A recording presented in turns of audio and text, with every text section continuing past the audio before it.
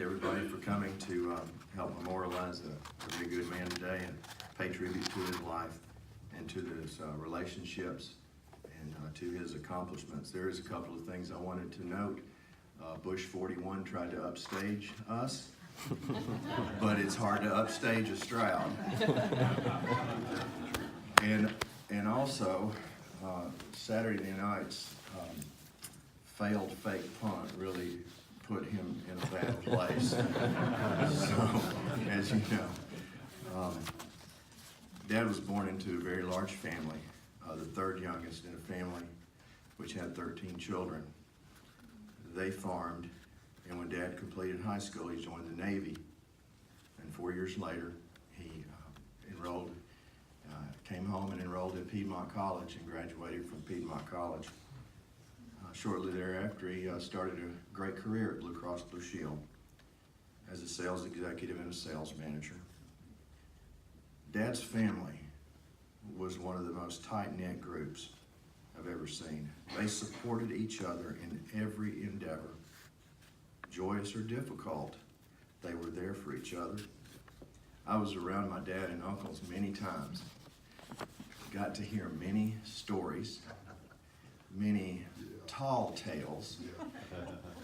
There was also a lot of arguing between the brothers, and it was always much about nothing. The only thing that they ever really agreed on was that Bruce was a great athlete. And we heard many stories about what a great athlete Bruce was. The family reunions every September, which were so well attended, reminded me just how close this family is. And the cousins now and extended family have a great tradition that we need to carry on, to be there for one another at those reunions in any time one of us needs something. As a dad, he was very involved in our lives as children. He took us hunting and fishing and camping, and one time he took me deer hunting, and we weren't too good at deer hunting, but we went. And he said that morning before we went out, he said, "Greg, we're gonna see a deer today." We hunted the morning, we hunted the afternoon. We had not seen a deer. And of course, I was thinking, oh, the bet's gonna be mine. I'm gonna get the money now. We're headed home. But we took a detour, went into town, stopped at somebody's house, walked around to their backyard, and lo and behold, there was a deer in a pen. And I lost that bet, for sure. When Dad married Gwen, it brought him great joy. More children, more grandchildren, and more great-grandchildren. Dad and Gwen enjoyed many great years together. They adored one another, and they adored one another's families the same. Dad and Gwen, they served and helped many people in their communities and everything like that. And to the Williams family, you loved my dad in a very special way. You served him so well.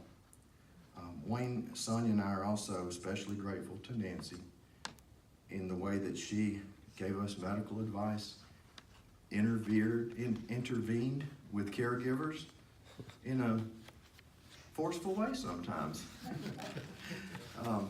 and her willingness to serve at a moment's notice. Thank you.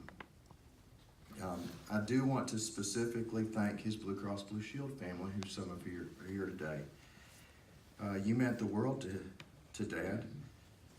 So many fond memories. The recent luncheon you hosted for him made him feel so very special. He talked about it almost every time that I saw him, and he really cherished the picture that hung in his room from that event. Now, personally, here's what my dad taught me, and I wasn't good at this, and I'm trying to get better. He taught me to look at the good in every situation, to not focus on the negative or what you can't control. He taught us, wherever you go, bring food. A bucket of KFC and the fixings was an appropriate meal at any time. It seemed like it was in his DNA to be a giver, to take care of people. And I think it passed down through generations, because one day when Wilson was sitting in his lap, he was, as a 3-year-old might do, digging around in his nose, and he pulled it out and said, "Here you go, Papa."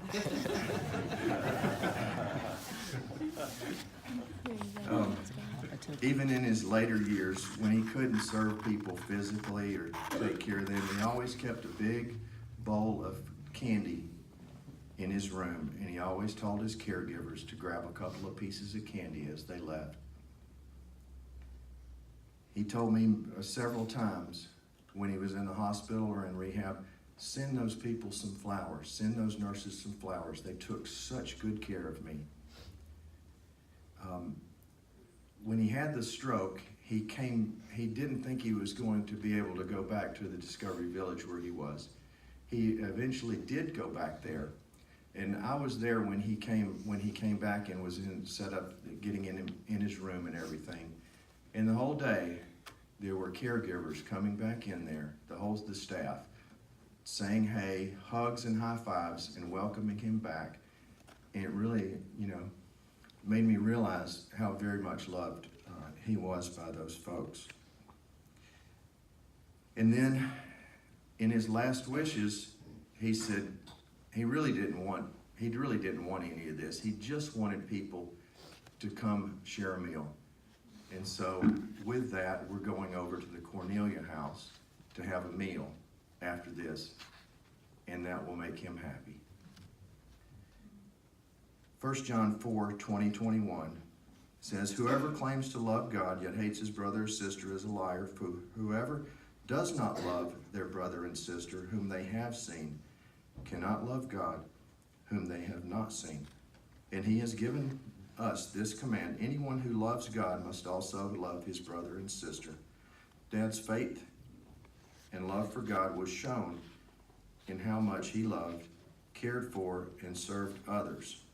If you knew my dad, then you probably have a special story of how he touched your life, how he encouraged you, how he made you feel special, and we should go and do likewise for others. Thank you.